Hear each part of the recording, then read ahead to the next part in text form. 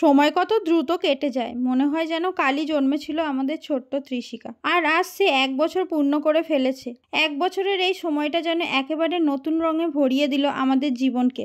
হাঁটতে শেখা, অল্প অল্প কথা বলা, আর সেই সঙ্গে ছোট্ট ছোট্ট দুষ্টুমি, সব কিছুই আমাদের প্রতিদিনকে আরও আনন্দময় করে তুলেছে। হ্যালো এভরিওয়ান, আমি পায়েল।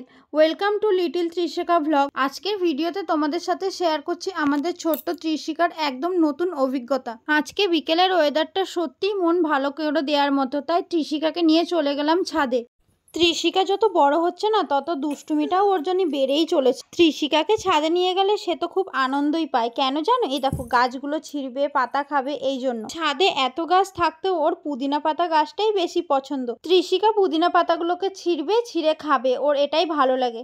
মা আজকে গাছগুলোতে মাটি দিচ্ছিল, আর সেই দেখে তো তোমাদের ত্রিশিকা এত খুশি হয়েছে, মাটি ঘাঁটতে পারবে। প্রথমবার সে মাটি ঘাঁটবে। সে যে আজ প্রথম মাটি ঘাঁটার সুযোগ পেয়েছে, তাই সেটা কি আর ছাড়ে?